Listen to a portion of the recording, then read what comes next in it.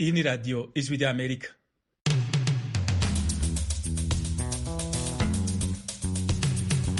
radiyo ijwi ry'Amerika ivugira i Washington DC mu Kirundi no mu Kinyarwanda. Mu Burundi mutwumvira ku mirongo migufi ya shortwave ku metero 19 na 22. Mu Rwanda turi kuri FM 104 n'ibice bitatu no kuri FM 88 n'ibice bitatu ya radiyo Inshuti ya Bose. Mwiriwe nshuti mwese muduteze amatwi, Ifide Niyongabo baramutsa bayikaze mu makuru y'aka kanya. Amakuru yacu yo kuri iyi saha ashimikira ku rupfu rwa perezida wa Tanzania John Pombe Magufuli rwabaye ejo ku munsi wa gatatu. Tanzania ni igihugu gicumbikiye impunzi nyinshi z'abarundi. Twebwe nk'impunzi twakiranye umubabaro cyane urupfu rwa nyakwigendera Rais Magufuli. Ko inzego zigiye guhinduka uzo musore ngira ngo azoraba akantu ukuntu yogira gahindura mu myifato mu tubayeho nabi cyane nka Tanzania cyane cyane ko kwadongura ku ngufu n'abatabishaka. Abo ni impunzi z'abarundi bacumbitse mu ikambi ya Nduta na Mutenderi mu burengero bw'igihugu ca Tanzania. Abakuru b'ibihugu byo mu karere bafashe mu mugongo abanyatanzania. Mbere ko tugaruka kuri aya makuru yerekeye urupfu rwa perezida wa Tanzania John Pombe Magufuli, tubanze tubashikirize amwe mu makuru avugwa hirya no hino ku isi. Uburusiya bushaka ko Amerika isaba imbabazi inyuma y'uko perezida Joe Biden yise perezida Vladimir Putin umwicanyi. Ibindi kuri inkuru na mugenzi wacu Eugenie Mukankusi. Byavuzwe n'umudepite mukuru w'Uburusiya uyu munsi kuwa kane, Konstantin Kosachev, wungirije umukuru w'urwego rw'abadepite mu nteko ishinga amategeko y'Uburusiya, yavuze ko amagambo ya Biden atemewe, ko nta gushidikanya ko ashobora gukongeza umubano mubi wari usanzwe hagati y'ibihugu byombi, kandi ko yatumye icyizere Moscow yari ifite kiyoyoka. Uburusiya bwizeraga ko hazaba impinduka mu ngamba za Amerika ku buyobozi bushya. Ku rubuga rwa Facebook, Kosachev yanavuze ko kuba Moscow ejo kuwa gatatu yarahise tumiza ambasaderi wayo i Washington ariyo ntambwe yonyine yumvikana yagombaga guterwa mu bihe nk'ibi. Mu kiganiro na televiziyo ABC cyatambutse mbere, Biden yari yagize ati ndabyemera, ubwo yarabajijwe niba atekereza ko perezida w'Uburusiya ari umwicanyi. Yanavuze ko Putin nta bumuntu bumurimo, kandi yijeje ko ashobora kuzishyura ibivugwa ko Uburusiya bwivanze mu itora rya perezida ry'Amerika ryo mu mwaka ushize wa 2020. Uburusiya burabihakana. Cyakora Leta Zunze Ubumwe za Amerika yavuze ko irimo gutegura ibihano bishya ku Burusiya kubera uko kwivanga mu matora. Biden yabwiye televiziyo ABC ati uzabibona vuba bidatinze, ubwo yarabajijwe ingaruka Uburusiya bushobora guhura nazo kuri iyo myitwarire buvugwaho. Urakoze Eugenie. ONU yemeye gufatanya na Ethiopia gukora itohoza ku vyaha vy'intambara mu ntara ya Tigre. Thomas Kamirindi araduha ibindi. Intambara muri Tigreya yatangiye mu kwezi kwa 11 gushize, imaze guhitana abantu ibihumbi n'ibihumbi, yirukanye mu byabo n'abandi ibihumbi amagana, ariko amabi yayikorewemo ntazwi neza. Niyo mpamvu komisiyo ya leta ya Ethiopia ishinzwe uburenganzira bwa muntu yiyambaje ishami ry'umuryango w'abibumbye ryita ku burenganzira bwa muntu kugira ngo rize bafatanye kubikoraho anketi zimbitse. Umuyobozi mukuru w'iri shami rya Loni, Michelle Bachelet, yabyemeye nk'uko umuvugizi we yabitangaje. Uretse komisiyo ya leta ya Ethiopia ishinzwe uburenganzira bwa muntu, Minisiteri y'ububanyi n'amahanga y'iki gihugu nayo yatangaje ko yiteguye gukorana n'imiryango mpuzamahanga y'uburenganzira bwa muntu muri anketi ku mabi y'intambara yo muri Tigreya. Komiseri mukuru Michelle Bachelet yatangaje ko aya mabi ashobora kuba ari ibyaha by'intambara n'ibyaha byibasiye inyoko muntu, birimo ibyaha bifatiye ku gitsina nk'intwaro y'intambara, ubuhotozi, kuyogoza no gusahura ibya rubanda n'ibya leta, no kwica amategeko mpuzamahanga arengera uburenganzira bwa muntu n'arengera ubutabazi. Michelle Bachelet yatangaje kandi ko bikorwa n'impande zose z'abarwana muri Tigreya. Tugushimire Thomas. Afrika y'Epfo yashizeho ikigega kijejwe gufasha abarimyi n'aborozi b'abirabure. Ico kigega kirimwo imiliyoni 340 y'amadolari agenewe gufasha abarimyi n'aborozi b'abirabure kuronka ingurane n'imfashanyo y'amafaranga hamwe no kongereza uruhara rwabo mu bucuruzi bufatiye ku burimyi n'ubworozi. Amafaranga azotangwa nk'ingurane mu kiringo c'imyaka 3 yimirije. Ico kigega kigenewe gufasha abo barimyi n'aborozi b'abirabure kwirinda inzitizi bahura nazo mu bijanye n'amafaranga baba bakeneye mu mirimo yabo y'ubucuruzi bufatiye ku burimyi n'ubworozi. Igisata c'uburimyi muri Afrika y'Epfo gifise uruhara rukomeye cyane mu vyerekeye kunaguka k'ubutunzi bw'igihugu. Ikigega cashizweho kigenewe kongereza igitigiri c'abarimyi n'aborozi b'abirabure hamwe no gushobora kwagura imirimo yabo. kuronka ingurane n'imfashanyo y'amafaranga ku barimyi n'aborozi bashasha muri Afrika y'Epfo n'ikibazo gikomeye. Igisata c'uburimyi giterera hafi y'igice kimwe kw'ijana mu butunzi bw'igihugu, gifise uruhara rukomeye mu butunzi bw'igihugu bwari busanzwe buri mu bibazo bikomeye n'imbere y'uko ikiza ca covid caduka. Ubwo butunzi bwarayanzaye bikomeye cyane mu mwaka uheze inyuma y'uko leta ifashe ingingo zikomeye zo kugabanya ikwiragira ry'umugera wa covid-19.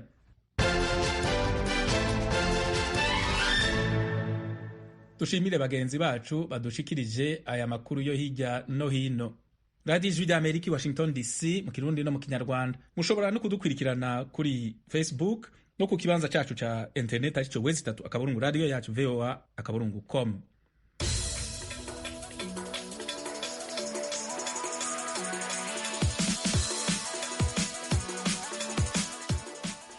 Amakuru yo mu karere k'ibiyaga binini ashimikira ku rupfu rwa perezida wa Tanzania John Pombe Magufuli. Perezida wa Tanzania John Pombe Magufuli yitavye Imana ejo kuwa gatatu afise imyaka 61. Iyo nkuru yatangajwe n'icegera ca Perezida Samia Suluhu kuri televiziyo ya leta. Samia Suluhu yavuze ko umukuru w'igihugu yaguye mu bitaro vy'i Dar es Salaam ahitanywe n'ibibazo vy'umutima. Leta ya Tanzania yatangaje icunamo c'imisi 14. Abayobozi b'ibihugu vyo mw'ishirahamwe rya Afrika y'ubuseruko nabo bifatanije na Tanzania muri ibi bihe vy'umubabaro batangaza ko bababajwe n'urupfu rwa Magufuli. John Pombe Magufuli yari umuntu ki? Ivyo mugenzi wacu Thomas Kamirindi atubwira. John Pombe Magufuli yavutse ari kuwa kane ku itariki ya 29 y'ukwezi kwa 10 mu 1959 mu karere ka Katona mu ntara ya Mwanza ku nkengero z'ikiyaga cya Victoria mu majyaruguru y'uburengerazuba bwa Tanzania, n'uwo mu bwoko bw'Abasukuma. Ise Magufuli Marco Nyahinga na nyina Suzana Musa bari abaturage basanzwe b'abahinzi. Mu 1961 bambutse Victoria bimukira Ichato mu karere ka Biharamulo mu ntara ya Kagera bagiye gushaka imibereho myiza kurushaho. Ichato niho John Pombe Magufuli yize amashuri abanza kuva mu 1967 kugera mu 1974. Ayarangije yagiye kwiga muri seminari nto y'abagatolika ya Katoke Ibiharamulo mu 1975-76.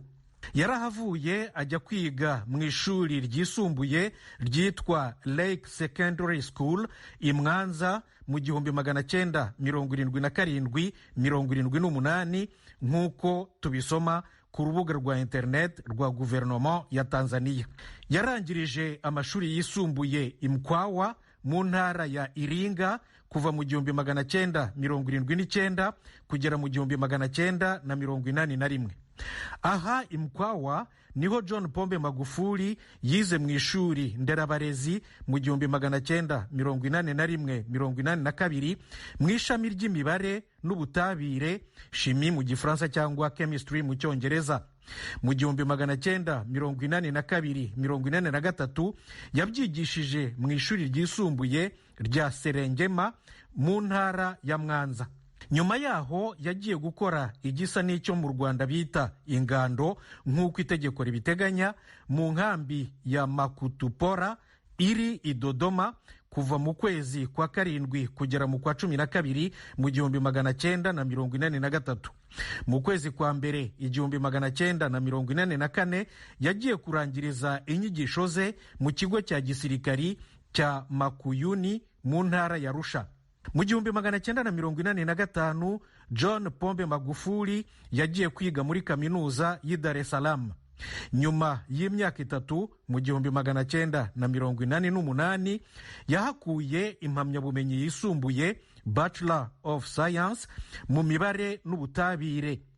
Kuva mu 1989 kugira mu 1995 yakoze mu ruganda rwa koperative y'abahinzi borozi yitwa Nyanza Cooperative Union i Dar es Salaam.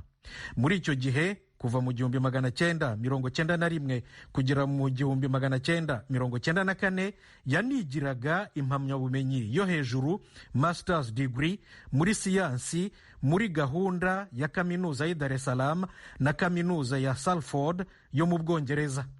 yakomereje amasomo y'impamyabumenyi ihanitse ya PhD muri kaminuza y'i Dar es Salaam mu butabire kugera mu 2009.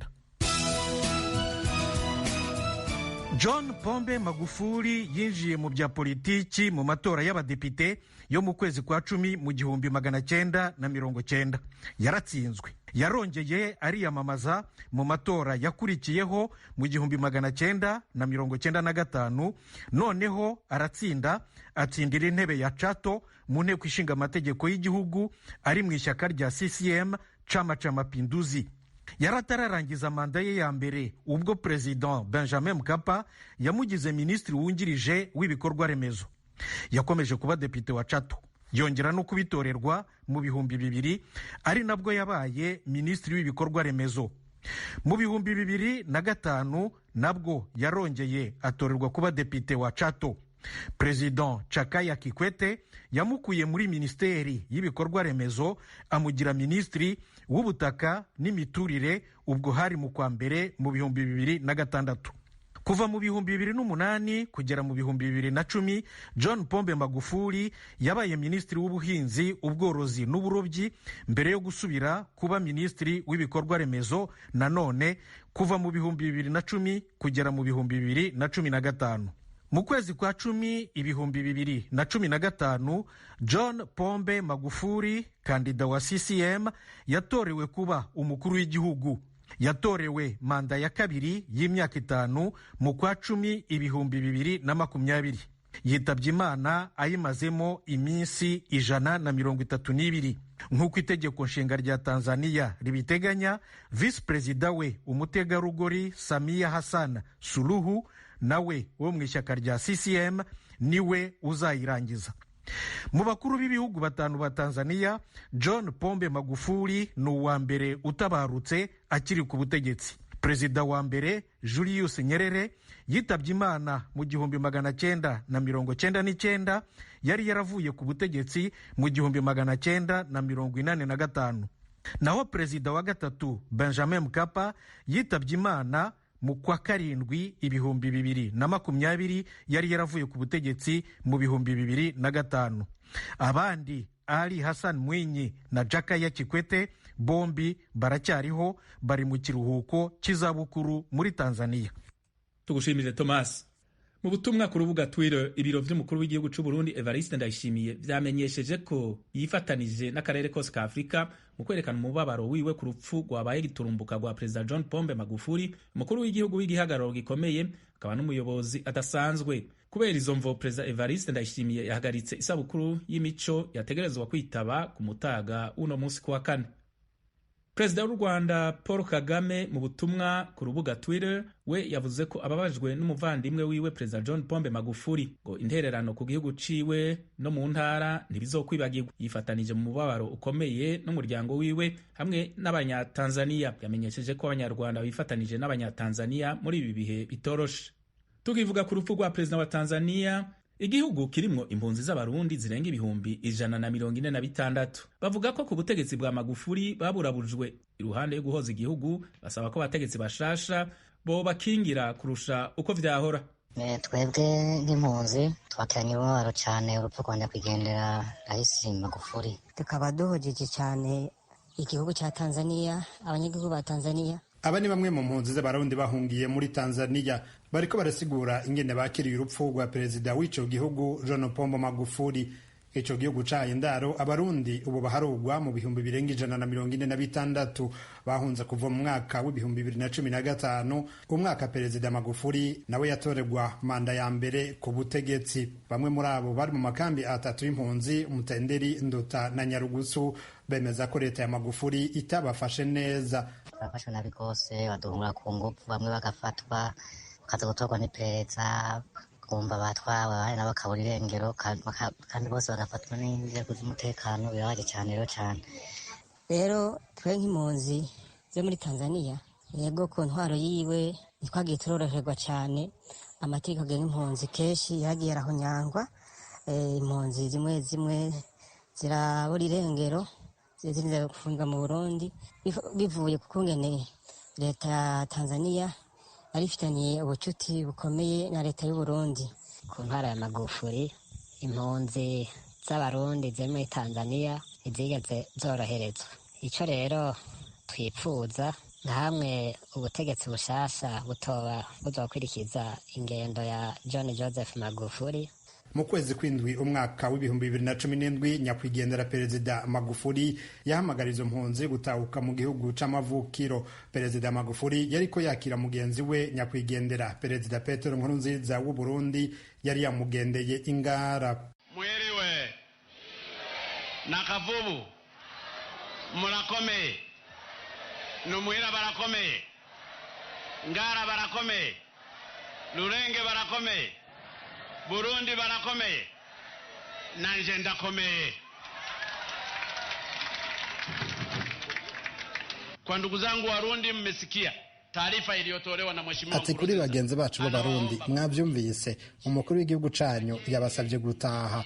Atari ko hari n'abandi bamenyereye guhunga hageze n'agakoma na gatoya baca biruka bagahunga. Ati nk'uko mwabisabwe nimutangure guhunguka. Hari abakura inyungu zabo mu gihe hari abahonze baja gusaba n'imfashanyo hirya no hino ku isi bakavuga n'ibitari ivyo nibaje gukora ibindi ariko babareke mutahe. Dusabye umushikiranganje w'intura gati mu gihugu ko yohagarika no gutanga ubwene gihugu kuko hari aboza bashaka kuronka ubwene gihugu. Mugende mwubake igihugu canyu. Sevuze ko ndabirukanye ku nguvu oya, ariko muje kubaka igihugu kuko kirakeneye kubakwa. Na nchi ya Burundi inahitaji kujengwa uchumi. Kuva ico gihe impunzi zirenga 100,000 ziramaze gutahukanwa. Bamwe muri bo bemereye ijwi ry'Amerika ko batahukanywe ku nguvu. Ubu abenshi mu mpunzi z'Abarundi basigaye muri Tanzania basaba ko abategetsi bashasha bohindura iyo ngendo n'imvugo. Kamwe batubwira yuko nk'abantu mu nkambi ngahe Mutenderi bagoye ko batwara mu nkambi y'Induta. Byose bakana kabitwara n'impunzi kudutwara ku nguvu atandi dushaka. Amategeko agenga impunzi uzomusubirira azoyubahirize gusumba ko umuhisi Magufuli yahora abikora, kuko impunzi si bikoko, impunzi si abansi b'igihugu iki canke kiriya. Abategetsi bazomusubirira bazokubahiriza agateka k'impunzi.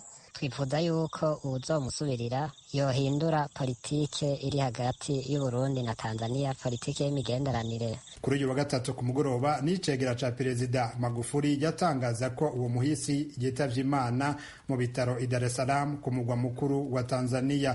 Dr. John Pombe Joseph Magufuli ambaye amefariki kwa maradhi ya moyo ambalo kitaalamu linajulikana kama chronic atrial fibrillation. Samia Hassan Suluhu yavuze ko uwo mutama w'imyaka 61 yahitanywe n'ingwara y'umutima. Katika kipindi cha maombolezo kwa siku 14 igihugu cashizeho ikiganiro c'imisi 14 n'abandi bakuru b'ibihugu vya Afrika y'ubuseruko bahojeje igihugu ca Tanzania. Pierre Claver Niyonkuru, Kigali, kubwijwe ry'Amerika. Mbe abanyarwanda bakiriye gute urupfu rwa Perezida Magufuli? Assumpta Kaboyi yavuganye na bamwe mu baba mu gisagara ca Kigali barimwo ababaye muri Tanzania. Nyuma y'urupfu rwa Perezida wa Tanzania Pombe John Magufuli, abanyarwanda banyuranye bagize icyo bavuga. Hari ababaye muri Tanzania, hari abanyamakuru bakurikiranaga politiki ya Tanzania. Ijwi rya Amerika ryabegereye, nabo batangaza uko bakiriye urupfu rwa Perezida wa Tanzania. Urupfu rwa Perezida John Pombe Magufuli ni urupfu abantu benshi bakiriye nabi. Yari umwe mu baperezida bari muri East Africa buri muntu wese yakwirata ko dufite umuperezida ukunda igihugu, umuperezida ukorera abaturage, umuperezida witanga ku manywa na nijoro kugira ngo ahindure imibereho y'abaturage, cyane kiriya gihugu cya Tanzania. Navuga ko mu gihe cyatambutse cyangwa abaperezida bagiye bamubanziriza n'abaperezida ego bakoze, ariko urebye systeme yari iriho cyangwa imikorere yabo yari itandukanye cyane n'iya Magufuli. Yaje ahindura ibintu byinshi, twahera nko ku bikorwa remezo, ariko byari bibabaje kubona igihugu nka Tanzania nka Dar es Salaam nk'umujyi twavuga ubucuruzi ari umujyi udafite imihanda. Yakoze neza Dar es Salaam uyu munsi imihanda irubatse, buri muntu wese uhageze abona ko hari ikintu gikomeye cyahindutse Dar es Salaam. Icya kabiri twavuga yakoze gikomeye cyane ni ukwimura leta akayivana Dar es Salaam bakimukira Dodoma. yongera gusana amameri atwara abantu mu mazi.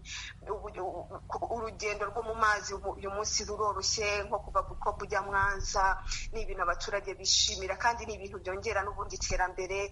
Twagaruka Dar es Salaam ukareba ikibuga cy'indege cyubatswe muri iki gihe cy'imyaka 5. Magufuli yakoze umurimo ukomeye. Hari Terminal 3 iyo uhageze ni ikibuga gishimishije mu by'ukuri. Twareba indege igihugu cya Tanzania cyaguze, byari bibabaje nk'igihugu cya Tanzania kuba kidafite indege. Twavuga ko ni umuntu wakoze imirimo ikomeye ku buryo iyo agira amahirwe yo gukomeza iyi myaka 5 yari isigaye, mu by'ukuri Tanzania yari kubigeze ku rwego rushimishije cyane. Nitwa Micomyiza Jean Baptiste, ndi umunyamakuru ubarizwa mu Rwanda ariko nkurikiranira amakuru yo mu karere hafi. Njye mbona usibye uburyo yitwaye muri iki kibazo cyo kurwanya iyi ndwara yugarije isi muri rusange, ushyize ku manota ntabwo yagira amanota make, kubera ko haba mu karere ndetse no ku rwego rwa Afurika ni umugabo wigaragaje bitewe n'ibikorwa yagiye akora. Muri Tanzania ntabwo abantu bari bamenyereye perezida ugenda mu midugudu, icyo umuntu yakwita nko mu midugudu cyangwa mu tugari, akigererayo akareba abayobozi ibyo bakora, akareba ko ibyo bashinzwe babyubahiriza. Yari umuyobozi wita ku baturage. Tanzania yabarizwaga nayo mu bihugu bikennye cyane, ariko mu minsi yashize Tanzania yashyizwe mu bihugu bifite ubukungu buzamuka bwisumbuye. Akaba yaravugaga ko Tanzania ari igihugu washaka kuruhukiramo yaruhukiramo, ko atari ngombwa kuruhukira imahanga. Abasenga bo bakanamukunda ko yageraga ukwemera kw'Imana umuntu agendeye kuri ibintu by'amadini. Tugiye ku ruhande rw'ibyerekeye nka demokarasi cyangwa wenda imiyoborere ishingiye kuri demokarasi, hari intambwe isubira inyuma igihugu cya Tanzania ubona cyari cyarateye. Ntabwo byari bimeze nk'uko abayobozi ba mbere bitwaraga mbere y'abatavuga rumwe n'ubutegetsi. Uko yitwaraga wabonaga ashaka kuba umuntu utavugirwamo, umuntu ushaka guhagarara ku kintu yahagaze akumva nta wundi wabibona ukundi gutandukanye n'uko abibona. Wanareba uburyo umuryango wa Afurika y'Uburasirazuba urebye ibyo bagombaga kugeraho bagenda mu masezerano akira uriya muryango, ibyo bagombaga kugeraho hari byinshi bitabaye. Habamo nk'ibice bibiri kandi haragombaga kuba bimwe. Hari amasezerano yagiye yerekeye kugira iyo pasipoti ihuza ibyo bihugu. Urabona muri Tanzania iyo pasipoti ikora umuntu aracyakenera resepasi avuye nko mu bindi bihugu. Ntabwo yabanye neza cyane mu karere, keretse cyakora nk'igihugu cy'u Burundi cyo ni igihugu bari babanye neza cyane, ariko muri rusange ibindi bihugu nta kidasanzwe cy'imibanire ku ngoma ye wavuga ngo yashyizemo imbaraga. wabonaga arazwi ishinga cyane n'igihugu cye kurusha kureba inyungu rusange zo mu karere. Byambabaje. Magufuli Pombe ndamuzi rero yigaga chemistry, yaniga social science University of Dar es Salaam. Jewe hari ibintu bitatu muziho. Icya mbere ni uko ari umuntu utajyanyeganyega cyane. Kunyeganyega ni ukuvuga ngo niba avuze ati turagiye ni ubwo turagiye, nta avugisha ukuri, nta buryarya agira, nta kintu cyangwa se ibi byo kuvuga ngo ndabembereza ndagira gute ntabwo abizi cyane. Ikindi ni uko ari umuntu utazi kwigira igihangange cyane, usibye ko nyine iyo wabaye perezida ubundi urumva ubukomeye bihagije. Radio Ijwi rya Amerika i Washington DC. Kubacugura amaradiyo yanyu tubibutse ko amakuru yacu y'uyu munsi abandanya gushimikira ku rupfu rwa perezida wa Tanzania John Pombe Magufuli rwatangajwe ejo ku munsi wa gatatu. Mugenzi wacu Venuste Nshimiyimana akorera mu biro by'Ijwi rya Amerika i Londres mu Bwongereza yavuganye n'umumenyeshamakuru w'Ijwi rya Amerika Eloge Wirikaneza ni Nairobi muri Kenya ku bijanye n'urupfu rwa perezida Magufuli. Perezida Magufuli waraye witavye Imana yari umwe mu baperezida bo ku isi na cyane cyane muri Afrika bazwi cyane kuko yakunda kugaragara ku mbuga nkoranyambaga, agakunda kugaragara ku mateleviziyo yo mu gihugu yaba aya leta n'abigenga, kuko perezida Pombe Magufuli benshi bakunze gutazira biridozere. Abavuga ko yatwarira ku rubuga, ntabwo yatwarira mu biro nk'abandi bakuru b'ibihugu. Benshi yatwarira ku rubuga, ingingo nyinshi yazifatira mbere ku rubuga. Yarabonetse kenshi ahagenda abanyagihugu bafise ibibazo by'amazi, bafise ibibazo by'amashure, ibibazo by'inyubako zitandukanye nk'amabarabara, agaca hamagara umushikiranganje aho nyene ku telefone abijejwe, akamuha imisi ikiringo ntarengwa yuko aheza akabikora akabitunganya. Magufuli mbere uravye abantu benshi bamubona nk'umukuru w'igihugu w'abakene aja kwishushanya nabo. Hanyuma Perezida Magufuli kandi yarazwi nk'umuntu w'umusenzi cyane, nk'umunyakatolika akunda kuboneka mu misa agahimiriza n'abantu gusenga, kandi ubwe inshuro zitari nke yaravuze yuko adatinya urupfu kuko ari ugupfa ari ibya bose, ari wabo wa bose.